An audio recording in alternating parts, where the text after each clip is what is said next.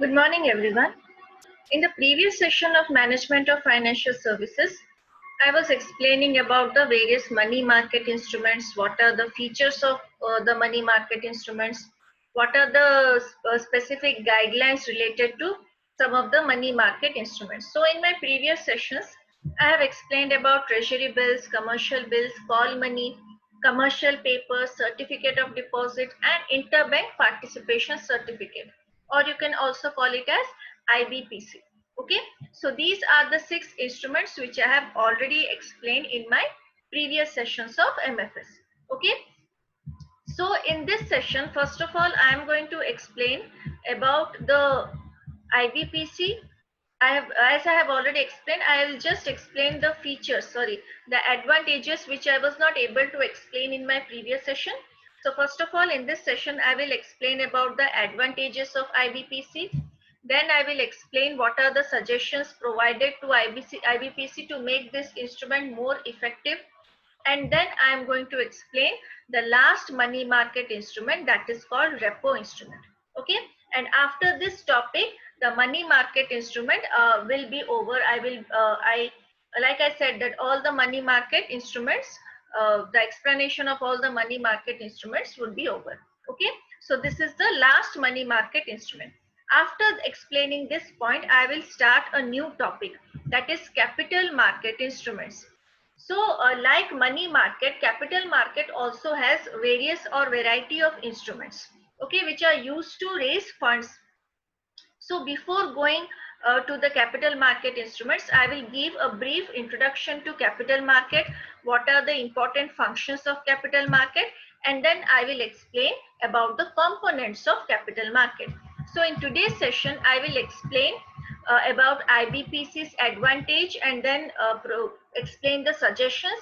Then I will explain the last point of money market instrument, and then I will begin with the new topic, that is capital market instrument, and I will simply give a brief introduction about capital market, its function and its components. Okay, so let's begin the session with the advantages of IBPC. Okay, so this is the first advantage that you all can see on the screen, that is it provides fund. Now, like any other money market instrument, this instrument also provides funds, opportunity to raise funds to get a large amount of money. So how this IBPC is different from the others?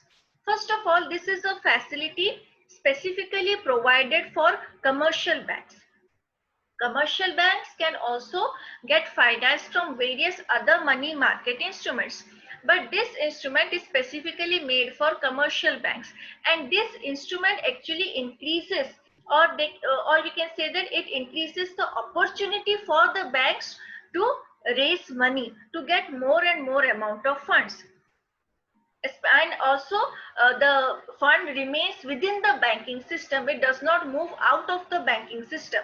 So that's why the amount of fund required by a bank, for example, if a bank requires a specific amount of fund, they can get the fund through IBPC, and the money will stay within the banking system.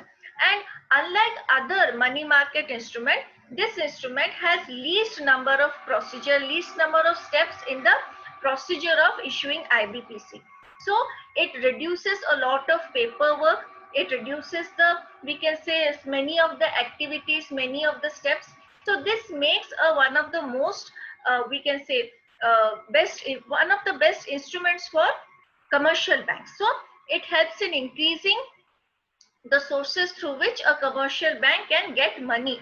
Okay, so the next advantage that you're seeing on the screen is that it provides, or provides facilities to earn more funds. Usually what happens when a bank has a surplus amount of money and they want to get something in return, so they can invest in IBPC.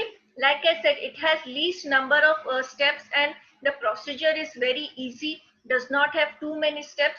So this IBPC is one of the ideal source for investing money for those banks who have surplus. And obviously the money will be staying within the banking system, it will not move out of the banking system. So it provides opportunities for those banks who have surplus money and who want to invest that money for a very short time period. So these are the two advantages of IBPC. Okay, now let us discuss the suggestions which would make IBPC a better money market instrument. Okay, so the first suggestion, it says that it may be enlarged to term lending. Now usually, like I said, this is the instrument specifically made by RBI for commercial banks. The borrowing and lending will take place within commercial banks only, but they can widen the term by introducing or allowing any other financial instrument in this process, like any other financial institutions like LIC, GIC.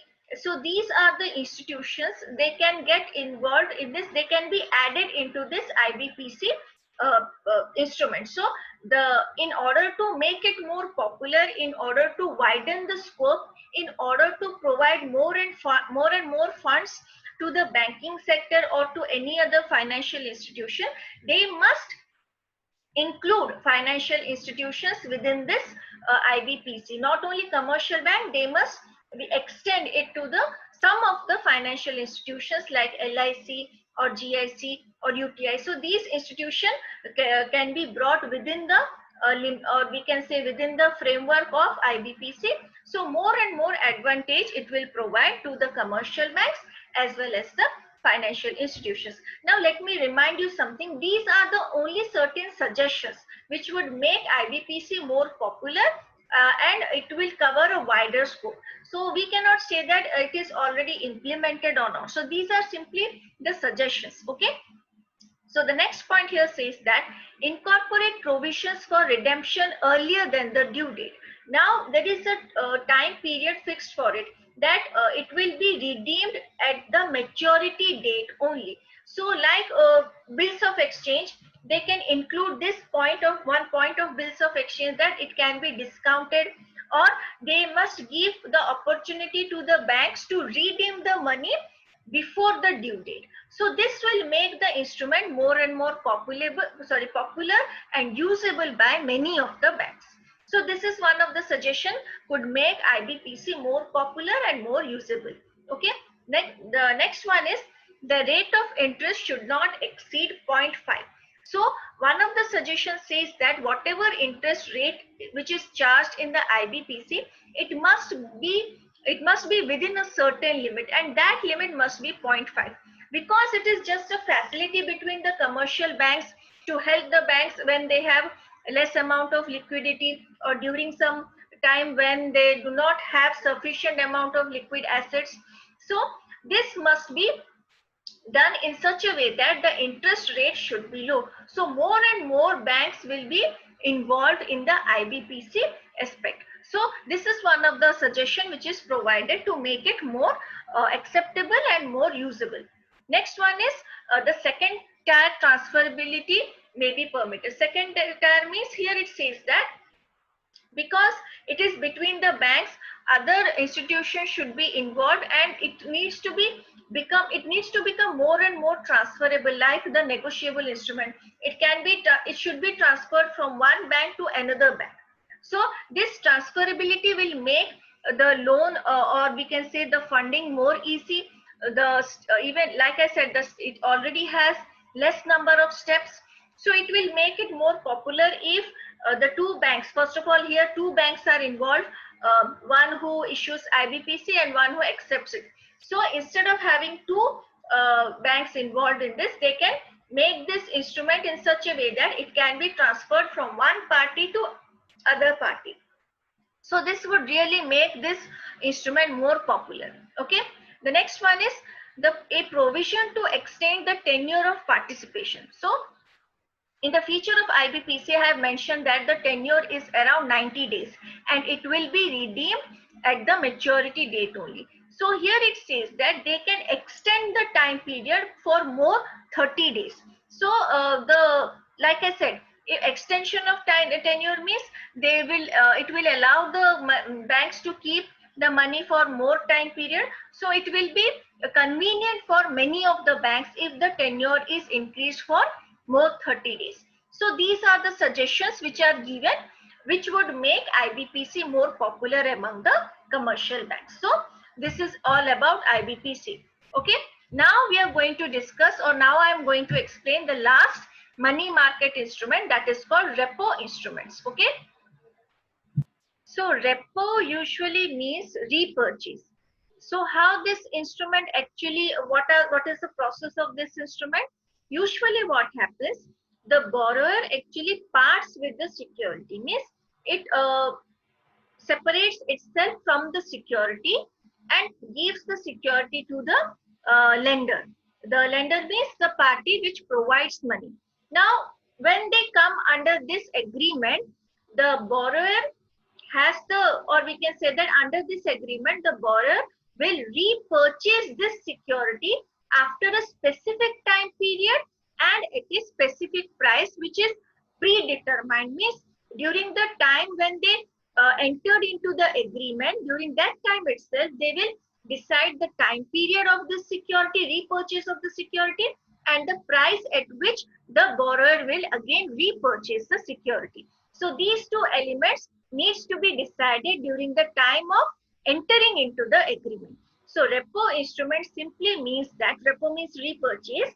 It simply means that the borrower parts itself with the security, provides it to the lender, and agrees to repurchase the same security on at a specific price and at the end of a specific time period. Now this time period and this price would be decided during the time of entering into the agreement. So this is the predetermined price and predetermined time period. So at the end of the time period, the borrower will again repurchase the agreement at the specific or at the specified price. Okay. Now this cost is, the cost of borrowing is called as the repo rate. Okay. So what is the cost of borrowing, which is called the repo rate? This is the difference between the price at which the security will be repurchased from the lender and the price at which it was initially provided or sold. So it is the difference between the original price and the repurchase price. So that is the difference which is called the cost of borrowing and which is called as the repo rate. The original price at which the security was provided and purchase price, which is again, that is the repurchase price, the price at which the borrower again repurchased the security. So that difference is called the cost of borrowing, which is termed as repo rate. Now, there is another term involved in this repo instrument, is that reverse repo. So there is another aspect of cost of borrowing, is that this cost of borrowing is actually cheaper than the regular borrowing rate or the regular rate that prevails in the market. So this cost of borrowing is cheaper than the other rates which are prevailing in the market. Now let us discuss the other point, that is called reverse repo. Now the repo instrument or the reverse repo here says that, so a transaction is considered or to be a reverse repo when it is, we can say when it is from the point of view of the seller. So from the, point of view of the supplier. So from the point of view of the supplier, this instrument can be termed as a reverse repo. But from the point of view of the seller of the security, this instrument, or we can term it as a repo. So the agreement, the term that is reverse repo or repo is only, or we can say that is the aspect from which we consider, here it actually says that, the term, the agreement which can be termed as a repo or a reverse repo actually depends upon the party which initiated the transaction. So if the transaction is initiated by the seller of the security, it will be considered as a repo. But when it is initiated from the supplier, then it is considered as reverse repo. So the term repo and reverse repo actually depends upon the party which actually initiated the transaction. So again, I will clarify this point. So the term repo in the agreement will be mentioned, will be used from the point of view of the party. So when the seller of the security initiates the transaction, it will be termed as repo. But when the supplier initiates the transaction, from the supplier's point of view, it will be considered or termed as reverse repo. Okay. Now the last point which is mentioned here is that manipulates short-term interest and manage liquidity. So here the last point actually means that the interest rate that we call, that is the cost of borrowing, the repo rate. Here the interest rate is not actually fixed. It is simply the difference between the original price and repurchase price. The price at which the borrower will repurchase the instrument. So this is actually not the fixed interest rate. It is just the difference between the original and repurchase price. So in that way, they manipulate the short-term interest. So that is one of the most important feature of, we can say, repo instrument. And it also helps to manage the liquidity because it provides funds for a very short time period, that is around for 3 days. So this is an extremely short-term money market instrument. Now RBI actually, you can say that RBI actually has made certain rules regarding this repo instrument. So here RBI actually decides the securities which would be eligible for repos. Now these securities are treasury bills, government promissory notes, and some kind of security bonds. So RBI actually provides this opportunity to consider some of the instruments eligible for the repo instrument. So without, if there are certain instruments which does not fulfill the criteria of RBI, it cannot be considered to be eligible to be termed as repo instrument. And the time period here, like I said, it has the time period of 3 days only. So this is one of the most liquid money market instrument, and it is also beneficial because, like I said, the cost of borrowing here is much less than the any other price of borrowing.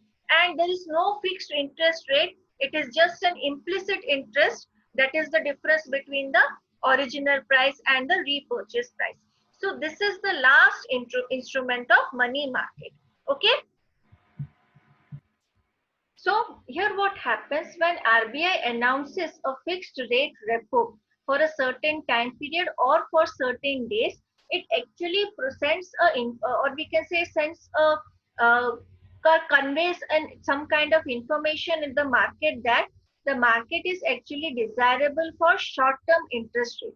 So when RBI announces some kind of repo, it sends a signal, or we can say it conveys the intention to the market that it is the time period for short-term interest rate. Now, when the RBI conducts repos, the short-term interest rate in the money market, such as foreign exchange market, treasury bill market, holders of the funds, may also, we can say, may go for the repos with the RBI. So when RBI announces any kind of repo, it conveys a message to different parties that this is the right time to make investment in repo instruments, whether it is a foreign bill or any other or institution holding a certain amount of fund, treasury bill market. So it conveys that message to all over the parties who want to get involved in the repo instruments. Now this repo rate which is introduced by RBI, it creates a stability in the short-term interest rate. So it provides a range within which the interest must prevail, and after some time, or when the situation is appropriate, the RBI, when wants fresh funds to be introduced in the market, they call for the reverse repo. So this is the repo instrument and how RBI operates the repo rate. And like I said, this is the last point of money market instruments. Now I'm going to explain about capital market instruments. So like money market, capital market also have some instruments. But before going to various types of capital market instruments, I'm going to explain what is money market, what are the functions, and what are the components of money market. So in capital market. So usually what happened, money market is meant for getting short-term funds or for short-term financing or for a very short time period. So what about the funds which is required for a very long time period? What are the different sources through which we or any organization can raise finance. So in order to provide long-term financing to the organization, to the companies, capital market uh, is for the financial assets which have long or indefinite maturity. So capital market actually consists of those financial assets which have a very long maturity time period or indefinite maturity time period, like equity shares. Equity shares has indefinite maturity period because it is only if the money is given back to the equity shareholders at the time of liquidation of the company only. So equity shares are one of the capital market instruments which have an indefinite maturity. So basically, long term, it deals with long term security which has a maturity period of over 1 year or above 1 year. So money market deals with the security which has a maturity time period of less than 1 year, and capital market deals with those securities which have the maturity time period for more than 1 year or above 1 year. So simply capital market here says that it involves all the financial assets which have a very long maturity date or an indefinite maturity date, and it deals with those securities which have a maturity period of above 1 year. Now, the capital market simply here refers to the institutional arrangements which facilitates borrowings and lendings of long-term firm. Now, long-term funds. So capital market consists of, or we can say it has many types of institutions, many types of instruments, which makes the borrowing and lending aspect of any organization more and more easy. For example, if a company wants to get money from or wants to raise fund or get finance from by issuing equity shares, so they can issue equity shares and they can actually raise a large amount of money and for a very long time period. So here what happens in capital market, the instruments which are involved, they help the organization, they help the companies to not only raise a large amount of money, but also provides them the opportunity to repay the money in a very long time period, above 1 year. So that makes easy for the organization to earn profit and then return the money back. So this is one of the feature of capital market. Okay. Now I am going to explain the various functions of capital market. Now another one of the important aspect is of capital market is that it contains a series of channels through which money can be, we can say money can move from one place to another. For example, you are a person and you want to invest money in share market. You want to purchase some equity share. So you can use your personal savings for the purchase of equity shares. Either it is from the new issue market or from the secondary market. So it is your choice. So even if you have a small amount of money, you can invest in a large company, in a big organization.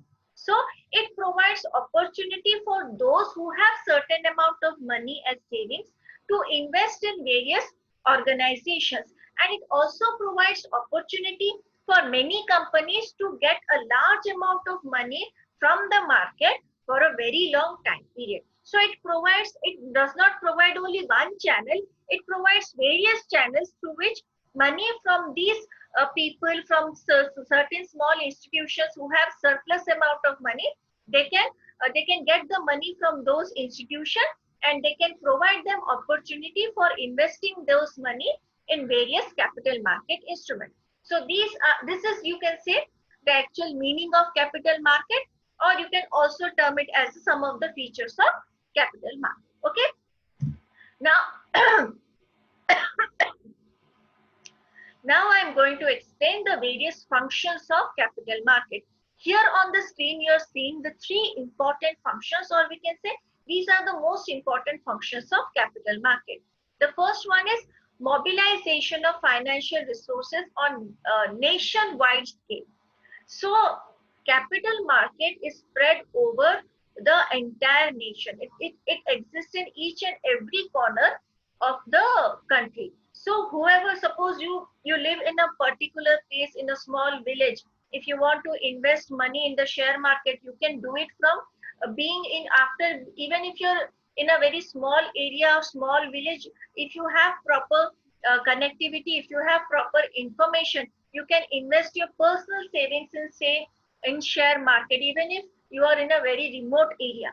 So this actually mobilizes financial resources from every corner of the country from on a very wide scale. So whatever amount of money people have, small organization have, even if they are residing in a very remote area, those amount of money can be used or can be mobilized through the capital market. So this is one of the most important function of capital market. The second point says that securing the foreign capital and know-how to fill up the deficit in the required resources for economic growth at a faster rate.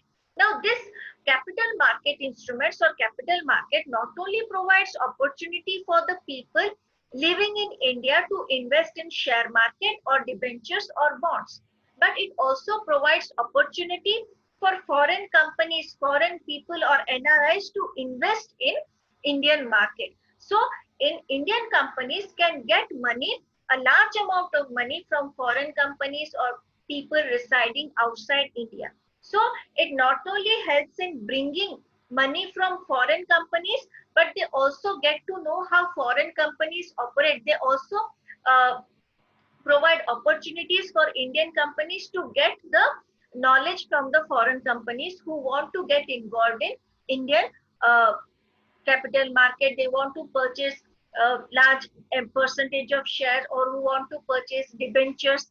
So these provide economic resource, or we can say this provide financial resource to the companies, not only from people or organization living or residing in India, but also from foreign companies, foreign NRIs or people living outside India. And this will actually help the this will actually help the entire country for a better economy. It will lead to a economic growth at a faster rate. So if money from foreign organizations come to India, it will lead to economic growth at a very faster rate. So this is another function of capital market. Next one is effective allocation of mobilized resources. Now this is one of the most, like I said, all the functions are important, but in this function, sorry, in this function it says that allocation of the funds, proper allocation of fund is extremely necessary here. So capital market actually directs these resources, these financial resources towards that direction, towards those projects which can actually either lead to economic development, or which can give higher rate of return, or which have higher rates. I'll give a simple example. You are an individual investor and you want to purchase some equity shares. So in order to purchase that, you need to understand how the organization, how the companies are working, what is the market price of the share. So you need to understand that, you need to have those information, and those information are provided by different kinds of websites. From, you can get the information from the stock exchange, from any news channel. The market price of all the companies who are registered in stock exchange, the market price will be visible, will be available all the time to you. So it will be very easy for you to understand why a company has high market price of the share, why a company has low market price of the share, what is the difference between the nominal price of the share, that is the face value of the share, and the market price of the share. So this actually reflects the position of the company, the profitability of the company, and also reflects to what extent this company has positive future aspects.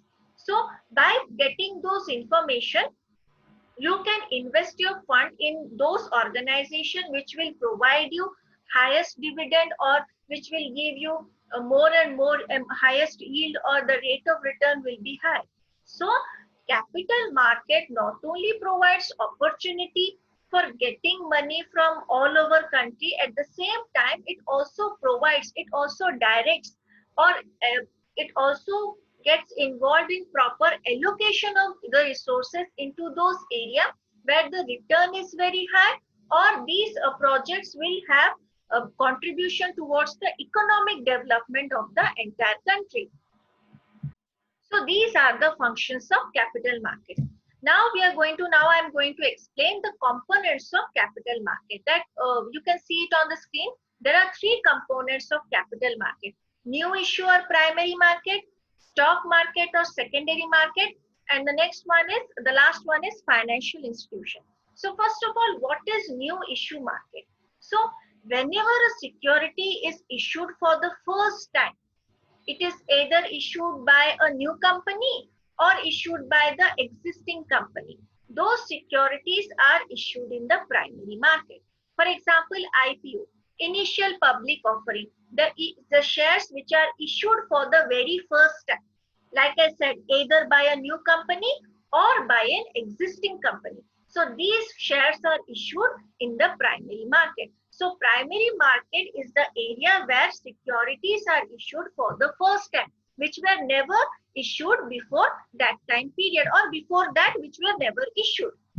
So the basic function or the basic activity of primary market or new issue market is that to provide funds to those organizations who want to expand, who want to diversify, and take the money from the investors and provide it to those who want to expand or diversify the business. And for that purpose, they have issued certain securities in the new issue market. So that we can say is the primary activity or the primary function of new issue market. So this is simply the transfer of funds from those who are willing to invest, and to those who want to get investment for various purposes. So that is the specific role or specific activity of new issue market. Now let us discuss the second component of new issue market, that is stock market or secondary market. Now in the primary market, like I gave an example, when the shares are issued for the very first time, whether it is issued by a new company or an existing company, these are issued for the very first time. People will purchase those securities or the shares. Okay. Now after this purchase, what will happen? These securities need a platform through which they can be sold by the investors and they can be purchased by new investors. So that is the secondary market. So secondary market is a place where selling and purchasing of securities takes place. Now here, after the securities which are issued in the primary market, they can again be purchased and sold in the secondary market, or which we call it as a stock exchange.